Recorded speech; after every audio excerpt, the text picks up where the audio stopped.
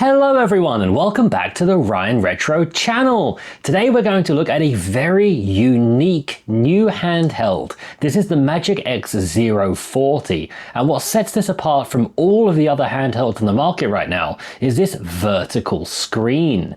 And let me just say a quick thank you to Mech DIY for sending this out to me for the purpose of review. Everything I say in this video will be my own thoughts. I would have bought it anyway, but don't tell them that. So let's jump into the review and I hope you enjoy it. It's been designed specifically for playing Nintendo DS games, which usually utilize two screens in a vertical orientation. And as somebody who pre-ordered the first ever Nintendo DS and got it imported from Japan to the UK because I just couldn't wait to play Nightmare Troubadour, this one really resonates with me. My initial impressions, once taking it out of the box, were that it feels really comfortable. It has this soft kind of powder-coated feeling. It's a very soft, powdery finish that just feels really nice in the hands. And while the device kind of reminds me of King Charles, it seems that they've gone for ergonomics over looks here, as these really nice soft curves just fit so nicely into the hands. And as somebody who's usually not a fan of these inline triggers, I actually quite like these, as most of the systems you'll be playing on this handheld won't really use the L2 and R2 buttons much anyway, so it's a nice ergonomic design without needing to make the device chunkier to facilitate stacked triggers. So I am really happy with what they've done here. I think if I had slightly larger hands, this would be an incredible spinner. It just has some excellent balance to it. It feels lovely. And going around the device, most of the buttons feel really nice. The D-pad is lovely, although not the most accurate. I do find myself hitting the wrong direction on occasion. The left stick here, and the only stick we have, is actually really nice. It's a Hall effect stick that has a lot more travel than you would expect it to. It's really, really nice. The face buttons are also nice as well. They're very quiet compared to other devices. Let me give you a little test versus something like the Trim UI Brick.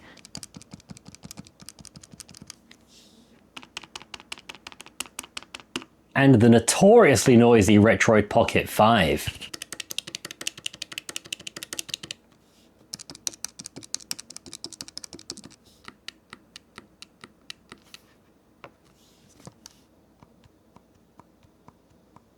The buttons are nice and quiet. You can definitely play this out and about without distracting anybody. The start and select buttons are a little bit more clicky, but still very nice. Here is a tiny little menu and back button, which is also similarly very clicky like the start and select buttons. And the bumpers on the top are also really nice and have this lovely textured coating, the same as what you'll see on something like the Odin 2 Portal. Really grippy, really comfy. Overall, the controls here are very, very nice. And being a Nintendo DS emulation device, it is of course a touchscreen as well, so we can navigate around with the touchscreen, although it's not quite fully implemented in the Dawn launcher, which is MagicX's own version of Daiji Show. While you can swipe around, you cannot actually launch any games using the touchscreen. You're forced to use the controls built into the device to make your final selection, which feels a bit counterintuitive, and I hope they'll work on this more so you can fully just use the touchscreen, especially if you use something like a stylus, which I highly recommend with this device. This is just a really cheap one I got off AliExpress for like $3. And I designed and 3D printed this tiny little piece of plastic which the pen can slot into, and then goes into the middle USB-C port at the top.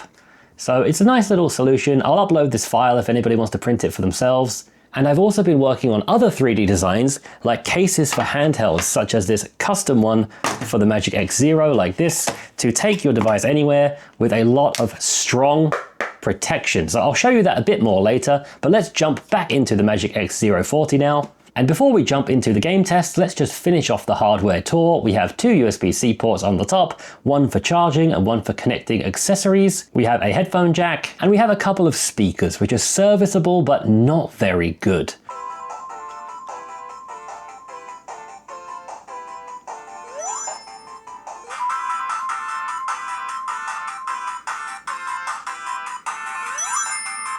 The speakers on the TrimUI Brick are much louder, but I do think the quality is slightly better on the MagicX Zero. But both of these are not very good sounding speakers. They're perfectly fine for retro gaming, but they're not going to replace any kind of real music listening system anytime soon. So I want to begin this video with talking about what I like about the MagicX Zero 40. And as well as the nice controls, I really like how snappy it is. Scrolling around through the different systems, choosing a system, scrolling through the game list, everything is very, very quick. There is no lag to be felt here at all when scrolling through the systems. So I think MagicX have done a really good job here making their own custom version of Daijisho, built for this device, and it just makes it so quick. It also comes with thousands of games like many of these cheaper handhelds do, and while that is a bit morally questionable, what I like about it is that they've pre-scraped all of the artwork. So you have a screenshot from the game, the box art, the cartridge, all of it is completely pre-scraped.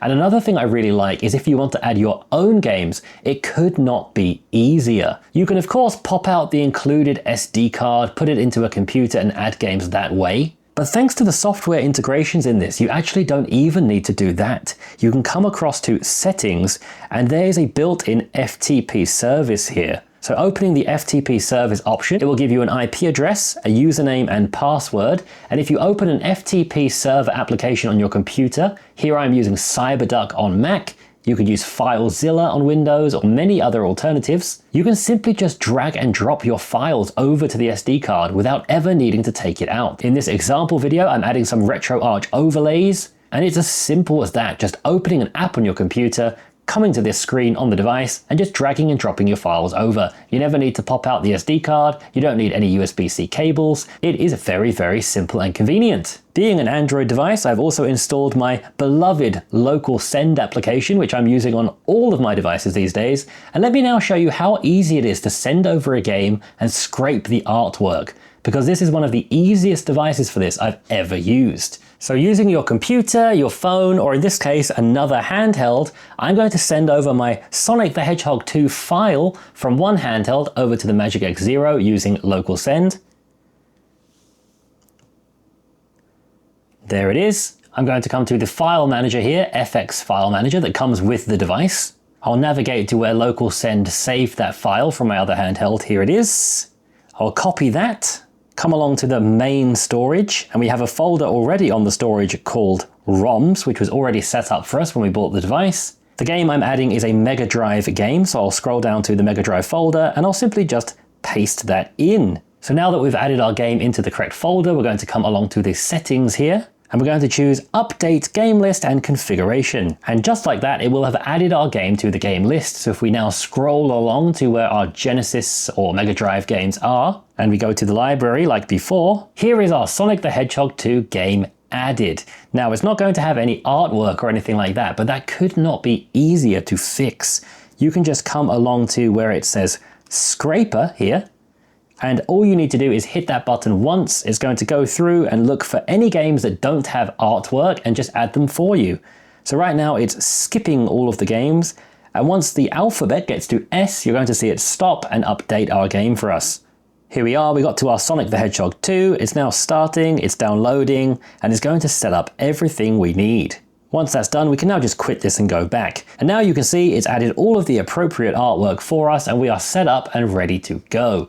Now the way I just showed you is good if you're adding a lot of games, but if you are only adding the one game like we did, you can actually just come to that game, hit Y to bring up the settings, and there's an option here to change the name or scrape game media individually. So you can hit the scraper like this, and that would have been a quicker way of what I just did. But the way I just showed you is a good all-in-one way to just scrape a whole system quickly. So now our game is set up, it's ready to go. We can quickly add it to our favorites by hitting the X key if we'd like. And here we have our favorites and recently played games. So it's really quick to jump back into games you played lately, games you want to play. It's a really, really nice launcher to just get into games quickly, get them all scraped, added to your collection and ready to go. So here is our Sonic the Hedgehog game that we sent over, we scraped the artwork for, and we are now playing. Performance here is really nice, everything looks great and runs well. You can choose to use either the D-pad or the analog stick. They are pre-mapped as the same control in many games on this system.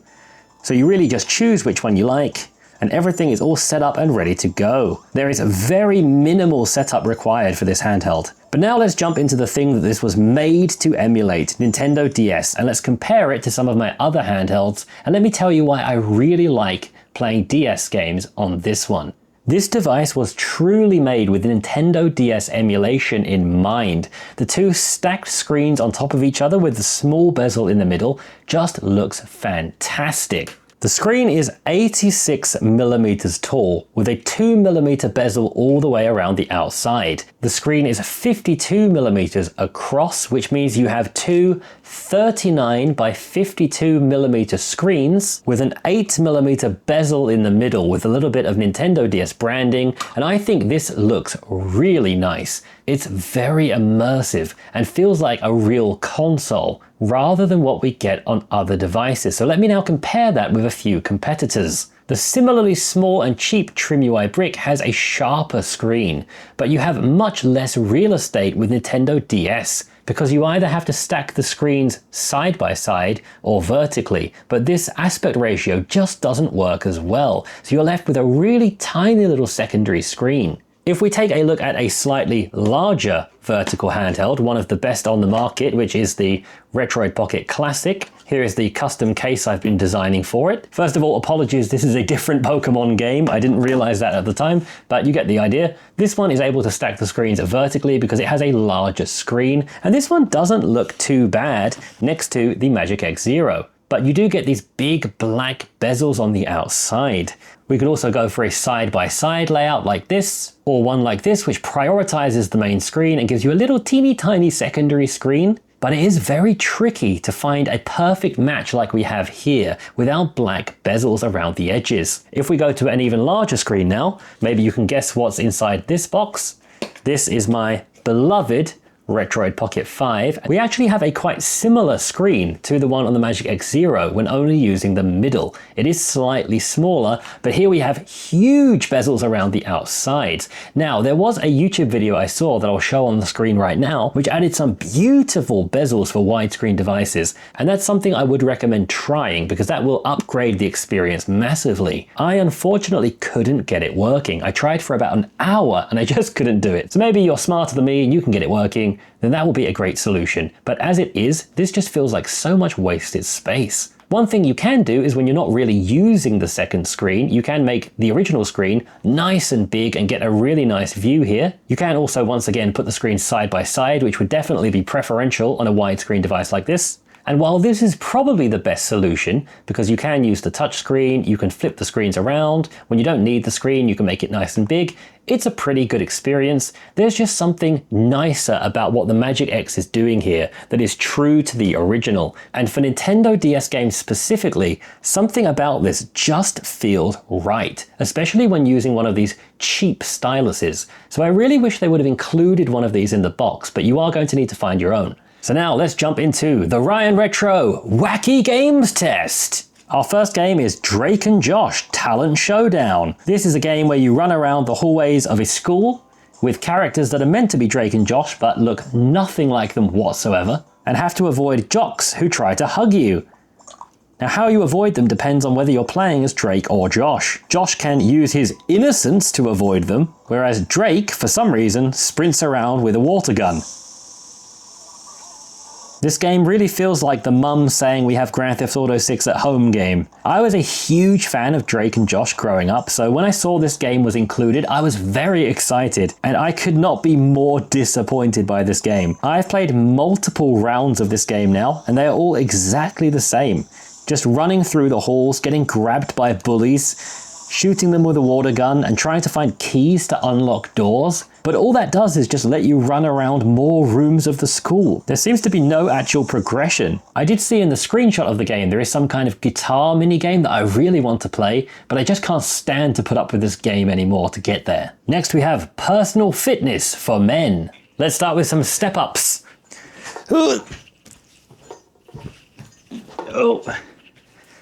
Oh, that's enough of that. 170 more seconds, you're joking. Next we have Personal Trainer Cooking. So after getting in perfect shape, we now need to make sure we're eating healthily. So we can choose a country. I'll move the map over to the Asian side. Let's see what Korean food we have. We have 10 recipes to choose from here. I'm going to go for the Korean beef stew. A healthy 690 calories. When the microphone icon is displayed, say the words in quotation marks to activate the controls. Now, I've tried this already and it doesn't work. And looking around the device, I don't think there's a microphone on this. Continue. Continue. Hello, computer. Continue. Continue. Worked perfectly. So this isn't really a game, it's just a recipe book that walks you through how to make food. But if you're not really liking this app and you want to turn to a professional to make your food, we have What's Cooking, Jamie Oliver. Hi guys, welcome to What's Cooking with Jamie Oliver. Here's a man who knows what he's talking about. So we have a cookbook where once again we can select lots of recipes, and whenever you pick something, Jamie will actually say it for you. Succulent spring salad. Let's go for this succulent Chinese meal. This is basically a salad, but there's so much in it, you could have it as a main course on a lovely warm spring day. I do prefer this one over the other one because Jamie Oliver gives you a little bit of his own thoughts about every single thing you do. We can also add this to our shopping list. Let's go shopping. Let's go shopping. So I guess you're going to take your Nintendo DS shopping with you, or this device, and just check off the items as you buy them. It's already more useful than the previous app, but now let's see how to cook it. Once again, we just have very simple text instructions. I was really hoping for some kind of video by Jamie Oliver here, so it's a bit of a letdown. Cook for your friends. Jamie Oliver just randomly shouting things out there like, cook for your friends. There is a cooking game that I've not tried yet. Let's jump into that. Get that bacon in the frying pan. I have to crack the egg on the rim of the container. You have to pour things, shake things. Why are there so many mechanics in this? Is it weird that I'm genuinely having fun? I just finished the tutorial, but that was tutorial 1 of 6. This game is ridiculously in-depth and actually more fun than I expected it to be. I mean, this is not the new Breath of the Wild, but it's okay. Once you train yourself how to cook meals and how to get in shape, you can train yourself how to do math. You can adopt a dog in Nintendogs. You can sign into your Xbox Game Pass account and play probably the worst Game Pass experience ever because this doesn't support 5 GHz Wi-Fi and has cripplingly slow internet speed. But hey, I'm playing FIFA 24 on this right now.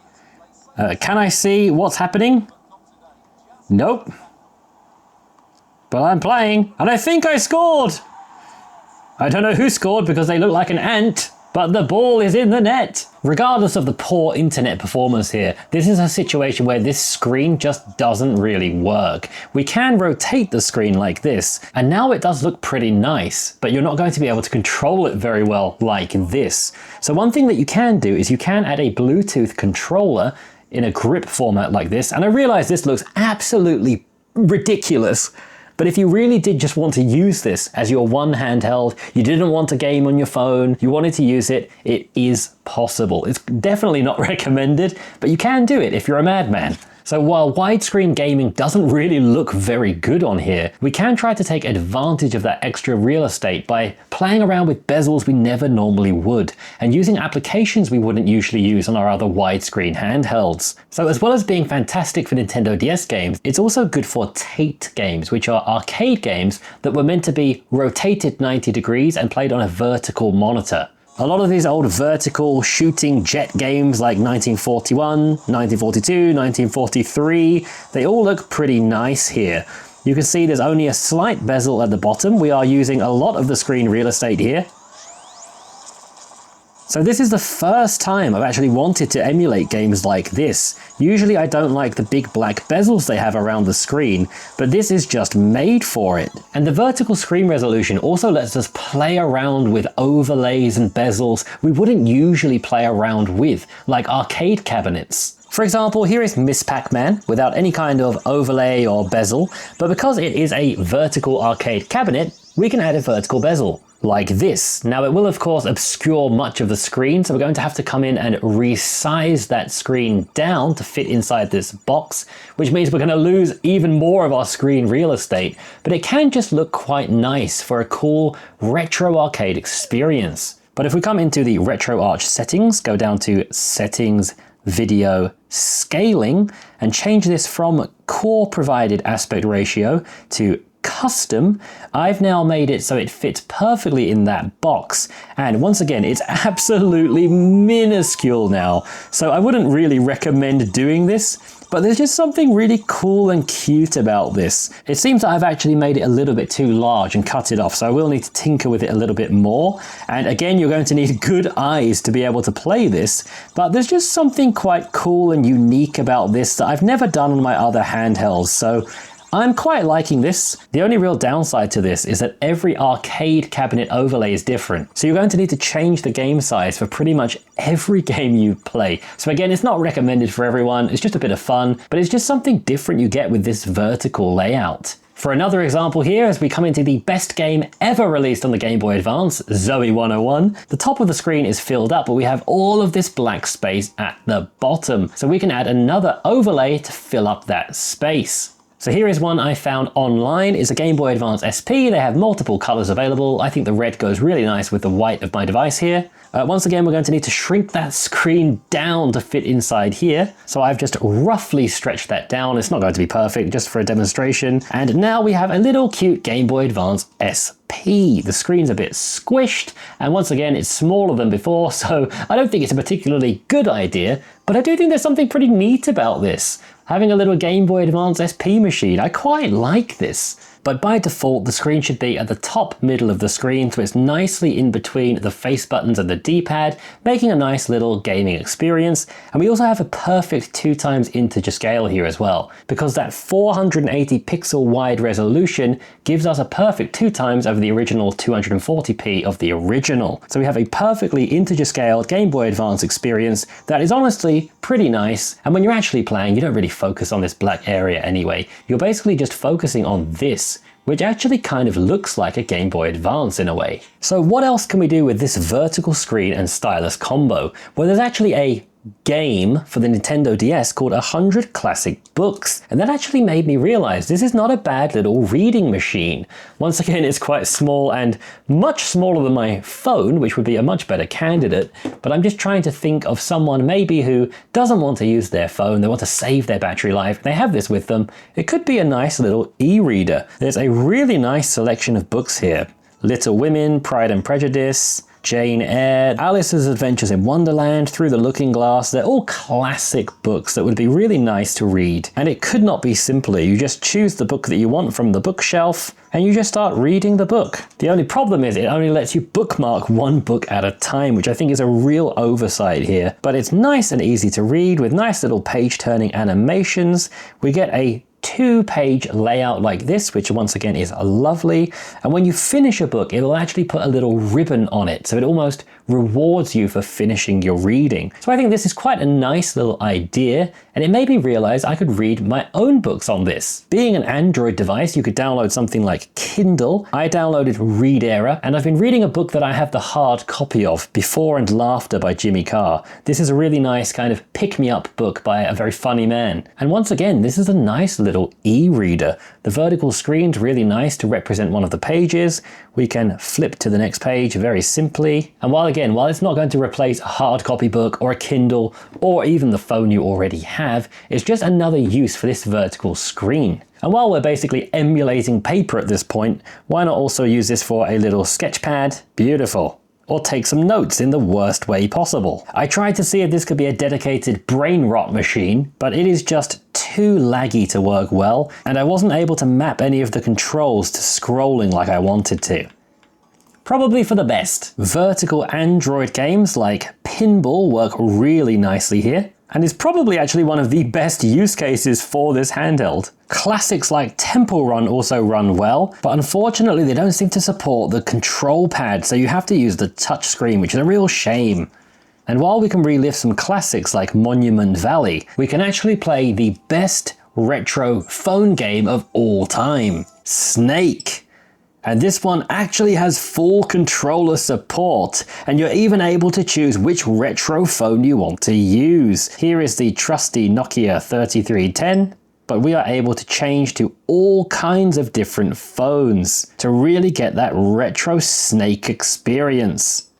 So if you want to buy something like this to play retro games, you can actually play the best retro game ever created, snake in all of its mobile phone glory. So what do I think of the MagicX Zero 40 overall? I think this is a fantastic handheld, specifically if you want to play Nintendo DS games. So far, this has been hands down my favorite DS emulation device I've ever used. More than my Retro Pocket 5, Flip 2, Brick, anything I have, this has been by far my favorite DS emulation device. And just in the time I've had this, I've already been playing 29 games, and it comes with 1,400 Nintendo DS games, which is just ridiculous. I wasn't expecting to love this as much as I do, but the combination of how comfortable it feels and how great it is to play DS without any borders around the outside, only the branding in the middle, it's just wonderful. So I want to say thank you one more time to Mech DIY for sending this to me. If you'd like to buy one for yourself, I will put an affiliate link in the description where you can buy one and also help me out too. And I'll also put the link to my new Ko-fi store where I'm going to be selling my own cases. I have one for this MagicX Zero right here that will help you protect it and take it on the go nice and safely. I have one for the Retroid Pocket Classic that is made to fit perfectly like this. And I also have this one for the Retroid Pocket 5 that is made to work with the original foam that comes in the packaging. So if you still have the foam that came in the packaging of the Retroid Pocket 5, you just insert it in there, it fits perfectly flush, and that will protect your Retroid Pocket 5 wherever you take it with nice strong latches. Everything is very secure. So check out my Ko-fi store in the description where I'll have links to either buy these cases or to buy the file to 3D print them yourself. So please check out all of those links. Please subscribe. Oh, I'm giving you so many jobs to do. I'm so sorry. I just hope you enjoyed the video and I hope you have a wonderful day. Bye.